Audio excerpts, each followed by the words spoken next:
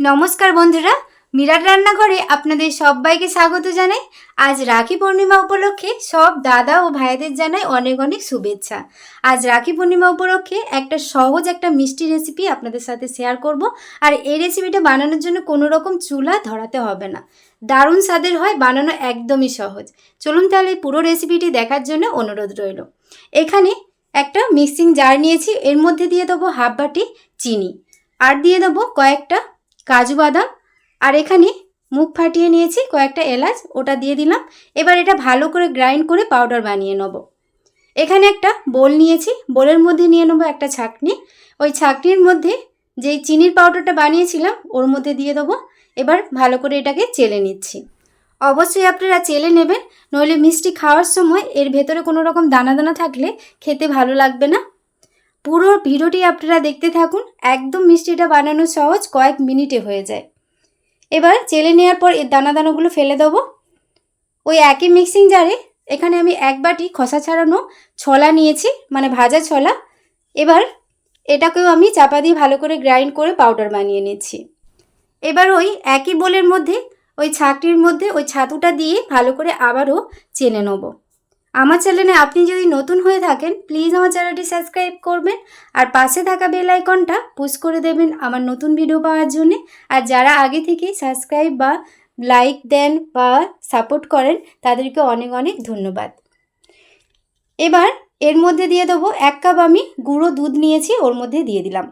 দিয়ে দেবো 1 চামচের মতো ঘি, বেশি দেওয়ার দরকার নেই। এবার সব শুকনো উপকরণগুলোকে আগে মিশিয়ে নেব। তার আগে দেখিয়ে দিচ্ছি, এখানে আমি মাখানোর জন্য অল্প একটু লিকুইড দুধ নিয়েছি। সব কিছু উপকরণ ভালো করে আগে মিশিয়ে নেব, তারপর অল্প একটু লিকুইড দুধ এর মধ্যে দিয়ে, বেশি একদমই লাগবে না, বেশি দিলে কিন্তু ডোটা কিন্তু নরম হয়ে যাবে বেশি, তখন মিষ্টিটা বানাতে অসুবিধা হবে। ভালো করে একটু চেপে চেপে অল্প অল্প দুধ দিয়ে মেখে নেব। আর আপনারা ফেসবুক পেজ থেকে যদি আপনারা দেখে থাকেন প্লিজ আমার ফেসবুক পেজটা ফলো করে পাশে থাকবেন। এখানে একদমই অল্প অল্প লিকুইড দুধ দিয়ে একটা শক্ত ডো বানিয়ে নিতে হবে। আর লিকুইড দুধটা দেখুন এখনও কিন্তু মানে অল্পই লেগেছে, এখনও কিন্তু আছে। এবার হাতের মধ্যে একটু ঘি লাগিয়ে নিয়েছি। এবার মিষ্টির শেপগুলো আমি দিয়ে দেবো। আপনারা এর থেকে যদি ছোট সাইজের মিষ্টির শেপটা বানান তাহলে লেচিটাও ছোট ছোট করে কাটবেন। হাত দিয়ে একটু গোল করে নেওয়ার পর চেপে নিয়েছি। এখানে কয়েকটা ড্রাই ফ্রুট, আমি কয়েকটা বলতে একরকমই আমি কেটেছি এরকম পাতলা পাতলা করে। আপনারা যে কোনো ড্রাই ফ্রুট এর মধ্যে দিয়ে দিতে পারেন, আর যদি আপনারা নাও দিতে চান নাও দিতে পারেন।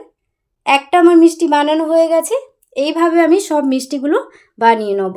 এর থেকে আপনারা ছোট সাইজেরও বানিয়ে নিতে পারেন। একদম বানানো সহজ, কয়েক মিনিটে আপনারা বানিয়ে নিতে পারবেন। এই রাখি পূর্ণিমাতে বা যে কোনো সময় আপনারা বানিয়ে পুরো পরিবারকে খাওয়াতে পারবেন। খুবই সহজ। আর আজকের এই রেসিপিটি আপনাদের কেমন লাগলো অবশ্যই কমেন্ট করে জানাবেন। রেসিপিটি ভালো লেগে থাকলে প্লিজ একটি লাইক কমেন্ট শেয়ার করবেন। এইভাবে প্রত্যেকটা মিষ্টি বানিয়ে একটা প্লেটের মধ্যে নিয়ে নিয়েছি। দেখুন এখানে সবগুলোই বানানো হয়ে গেছে।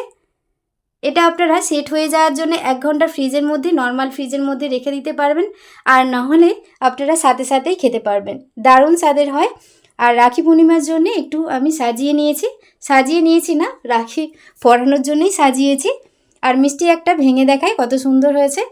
চলুন তাহলে আজকের রেসিপিটি এই পর্যন্তই। সবাই খুব ভালো থাকবেন, সুস্থ থাকবেন, সাবধানে থাকবেন। ধন্যবাদ।